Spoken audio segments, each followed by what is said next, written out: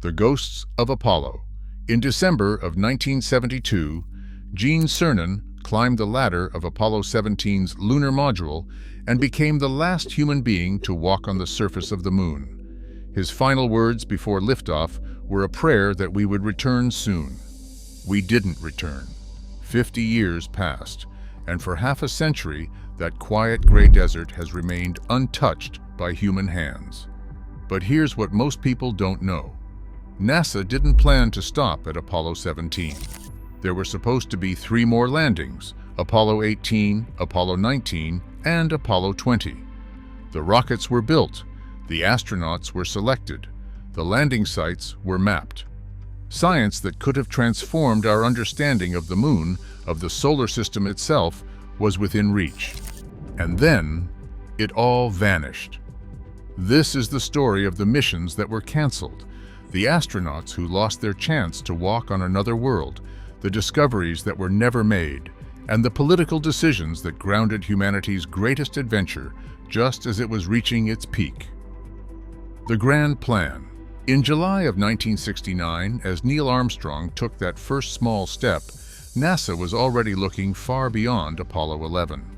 The agency had a roadmap for 10 crewed lunar landings, an ambitious sequence that would push deeper and deeper into the moon's most extreme and scientifically valuable terrain. Each mission would build on the last. Each would carry more capable hardware. Each would stay longer, drive farther, and collect more samples. The first 3 landings, Apollo 11, 12, and 14, were what NASA called H missions. Short stays, 2 moonwalks, basic exploration near the lunar equator. But starting with Apollo 15, the program shifted into its J mission phase, the heavy hitters. These missions carried an enhanced lunar module that could support 3 full days on the surface. They brought a lunar roving vehicle, an electric car that could travel up to 10 kilometers from the landing site. And they targeted the moon's most spectacular geological features. Apollo 15 explored a canyon called Hadley Rill. Apollo 16 climbed into the lunar highlands. Apollo 17 landed in a valley surrounded by mountains and discovered the famous orange soil, evidence of ancient volcanic fire fountains. Each mission was more ambitious than the last, and by Apollo 17, NASA was just hitting its stride. The astronauts stayed 75 hours on the surface. They drove 35 kilometers. They returned 110 kilograms of lunar samples. The peak was supposed to be the next 3 flights. Apollos 18, 19, and 20 would have represented the absolute pinnacle of human lunar exploration. They would have pushed into terrain that no previous mission dared to attempt. They would have answered questions about the moon's origin, its volcanic history, and its interior structure. Questions that remain unanswered to this day, and NASA had the hardware to do it. If you're enjoying this story and want to discover more forgotten projects, canceled missions, and incredible ideas that almost changed the world, subscribe to Project Never Was. And don't forget to like, share, and comment with the project you think we should uncover next. Your support helps us bring more forgotten stories back to life and make more documentaries like this one. The hardware already built. This is one of the most painful details of the cancellation story. When Apollos 18, 19, and 20 were canceled, the rockets were already built. The Saturn V boosters, the most powerful machines ever constructed by human beings, were contracted, largely assembled, and paid for. The command modules were under construction. The lunar modules were nearly complete. Canceling the missions didn't save the cost of building the rockets. It only saved the operational cost of actually flying them, roughly $800 million at the time, spread across 2 missions. To put that in perspective, NASA's peak budget in the mid-1960s consumed more than 4% of all federal spending. By 1970, that figure had been slashed, and it was still falling. The remaining Saturn V rockets were never launched. Instead, they became museum pieces. Today, you can see them at the Kennedy Space Center in Florida, at the Johnson Space Center in Houston, and at the Marshall Space Flight Center in Huntsville, Alabama. Millions of visitors have walked beneath these towering boosters, machines built to fly to the moon, now frozen forever under museum lighting. The Apollo 19, Saturn V's second and third stages stand at Kennedy Space Center's Apollo Saturn V Center. They are perhaps the most powerful museum exhibits in human history. Every one of those visitors is looking at a rocket that was supposed to carry astronauts to the moon and never did. Apollo 18, the Canyon of Mysteries. So, where would they have gone? Let's start with Apollo 18, scheduled for August of 1973. The most likely landing site was the Aristarchus Plateau, a massive block of lunar crust the size of a small country, 120 miles wide and elevated nearly a mile above the surrounding plains. Planetary geologists consider it perhaps the single most diverse region on the entire lunar surface. And right through the heart of it snakes Schroter's Valley, the longest and deepest canyon on the moon. Schroter's Valley stretches for over 100 miles and plunges up to 3,000 feet deep. That rivals Earth's Grand Canyon. It is what's known as a sinuous rill, an ancient lava tube whose ceiling collapsed billions of years ago, leaving behind a winding canyon with sheer walls of exposed bedrock. For geologists, exposed bedrock on the moon is the Holy Grail. Most lunar rocks have been shattered and pulverized by billions of years of micrometeorite impacts. But standing at the edge of Schroter's Valley, an astronaut could reach out and touch an intact cross-section of the moon's volcanic history, layer upon layer of ancient lava flows frozen in stone. The crew was all but certain. Apollo 12 veteran Dick Gordon, regarded as one of the finest pilots in the astronaut corps, would have commanded the mission. He would have been joined on the surface by Aristarchus Jack Schmitt, a professional geologist who had already been reassigned to Apollo 17 after his original flight was canceled. Vance Brand would have orbited overhead, operating a suite of spectrometers to map the moon's surface composition. During 3 moonwalks across the plateau, Gordon and Schmitt would have driven their rover along the rim of Schroter's Valley, searching for accessible bedrock and photographing the layers exposed in the opposite canyon wall. At the southern end of their journey, they would have reached a deep, bulbous depression called the Cobra Head, believed to be the volcanic vent where the lava tube originated. And at the edge of the elevated plateau, they would have stumbled onto something extraordinary, the largest pyroclastic deposit on the moon. On Apollo 17, Jack Schmitt had discovered a small patch of orange soil, tiny glass beads formed by ancient volcanic fire fountains. It was one of the most celebrated scientific discoveries of the entire program. The Aristarchus Plateau's pyroclastic deposit dwarfs that patch. Had Apollo 18 landed there, Gordon and Schmitt would have been surrounded by fields of orange, black, and green glass, an alien landscape of impossible colors on a moon we've only ever known in gray. And there was one more mystery Apollo 18 was meant to solve. For centuries, astronomers, including the Apollo 11 crew themselves, had reported strange reddish glows emanating from the Aristarchus region. These transient lunar phenomena, or TLP, were a genuine puzzle.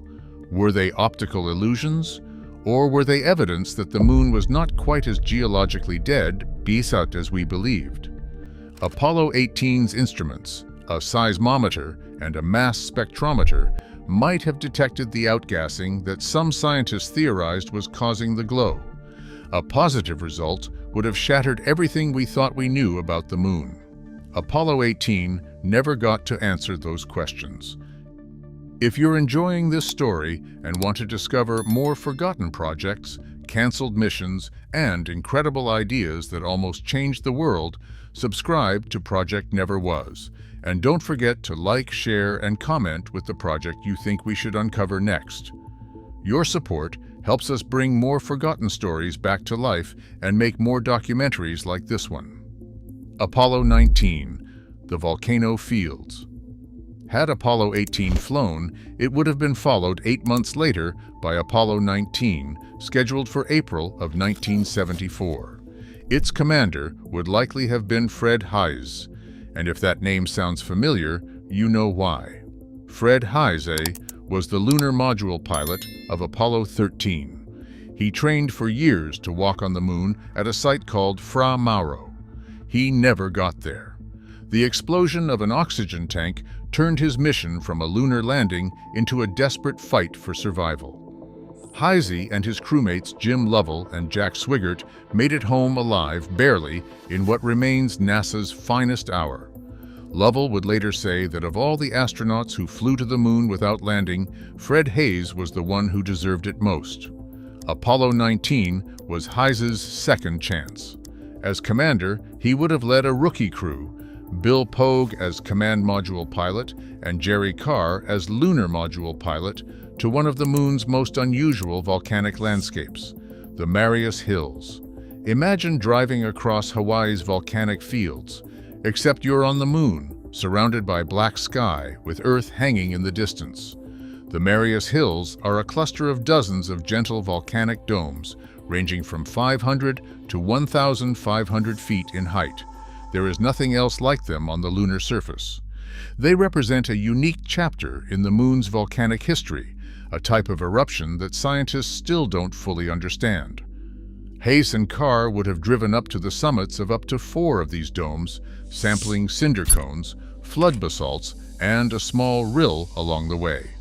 Their samples might have unraveled a mystery that planetary volcanologists are still debating 50 years later.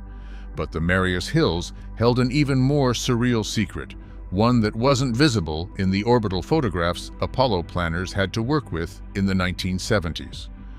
Modern lunar reconnaissance orbiter imagery has revealed that the Marius Hills lava tube contains a skylight, a collapsed section of roof that opens into a vast underground cavern.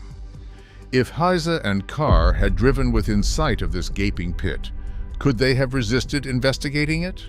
The skylight represents something remarkable, a natural shelter from radiation, micrometeorites, and the moon's wild temperature swings. Today, lava tube skylights are considered ideal locations for future lunar colonies. Apollo 19 could have stumbled onto the entrance to humanity's future home on the moon 4 decades before anyone even started talking seriously about lunar colonies, and it was cancelled before it ever left the ground. For Fred Heise, the cancellation was devastating. Years later, he would call not walking on the moon the single biggest regret of his life. Apollo 20, the grand finale. And then there was Apollo 20, the grand finale. If Apollo 18 and 19 were about pushing the boundaries of science, Apollo 20 was about sheer spectacle. It was scheduled for December of 1974, and its destination was Copernicus Crater, one of the most breathtaking locations in the entire solar system. Copernicus is roughly 50 miles wide and 800 million years old, young by lunar standards. Its central peak towers nearly a mile above the crater floor.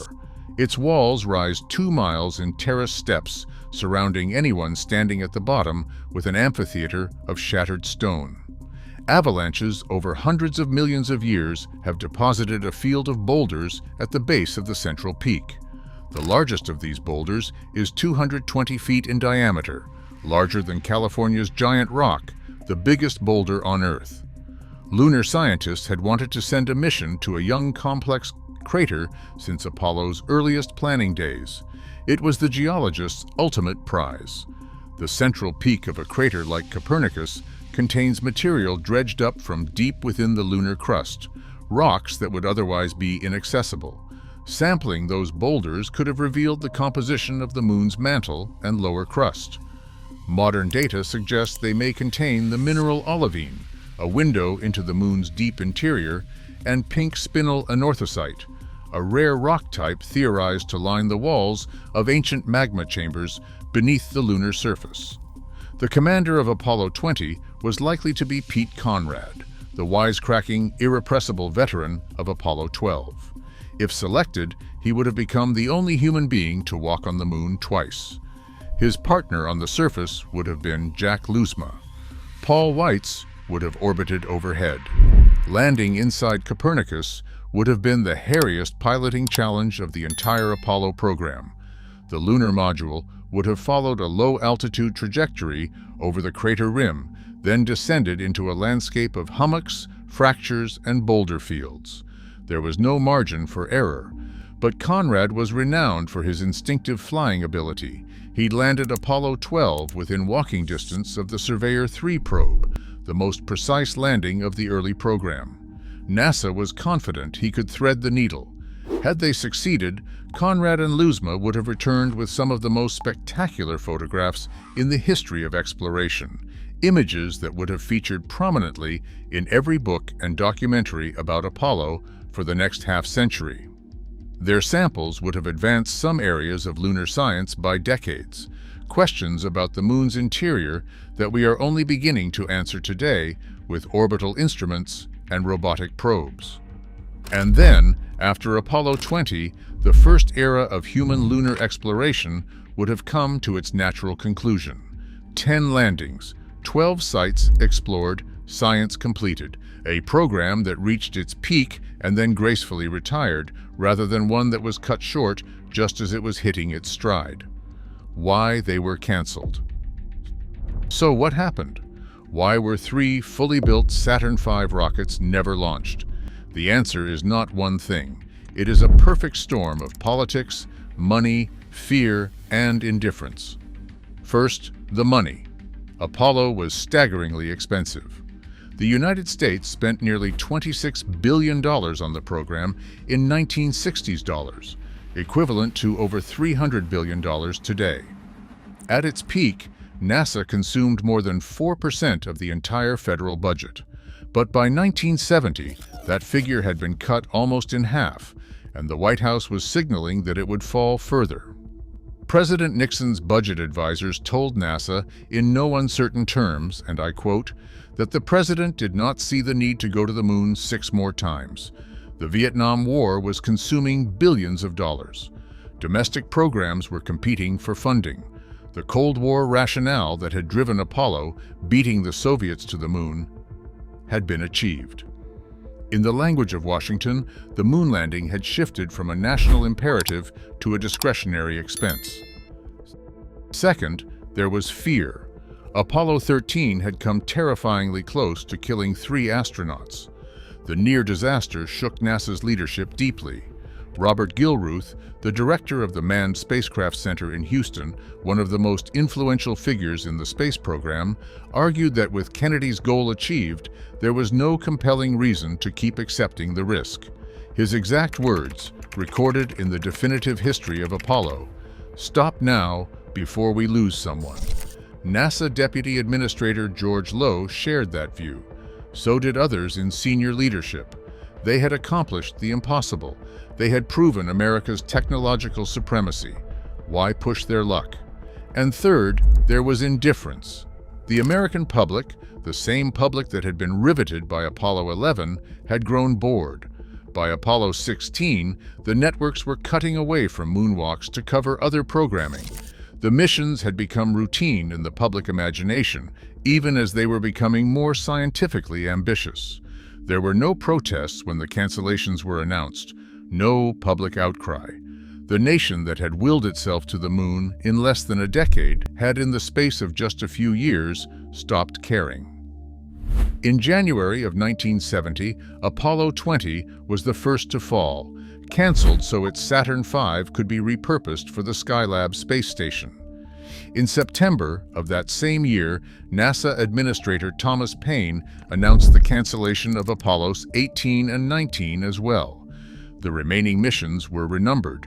What was supposed to be Apollo 16 became Apollo 15. Apollo 17 became Apollo 16. And Apollo 18, originally the first of the lost missions, was redesignated Apollo 17 and pushed into the final slot. Just like that, 3 missions became museum exhibits.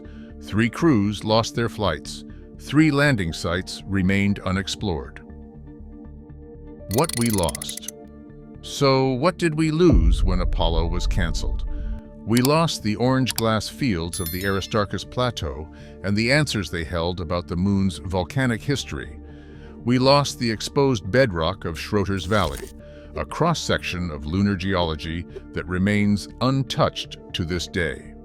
We lost the volcanic domes of the Marius Hills and the skylight into the lava tube that may one day shelter human colonists. We lost the central peaks of Copernicus crater and the deep lunar mantle rocks that could have rewritten our understanding of how the moon formed. We lost the natural conclusion to humanity's greatest adventure, the moment when we could have looked back and said, we went as far as we could go. Instead, we stopped halfway. But the story is not over. NASA's Artemis program is preparing to return humans to the moon, this time to the South Pole, where frozen water may be trapped in permanently shadowed craters. The Gateway lunar station is in development, and this time, the plan is not just to visit, it is to stay. The Saturn V rockets of Apollo 18, 19, and 20 never flew, but they have inspired millions of visitors who have walked beneath them, including, perhaps, some of the engineers and astronauts who will finally complete what Apollo started. The moon has been waiting for 50 years. It won't be waiting much longer. Before you go, if you want to discover more incredible projects that were abandoned, canceled, or forgotten by history, subscribe to Project Never Was. And tell me in the comments, what should we uncover next? Your like, your comment, and your share help this channel grow, and they help us bring more forgotten stories back to life. So, if you believe these stories deserve to be remembered, subscribe, because the next forgotten project could be the one that almost changed the world.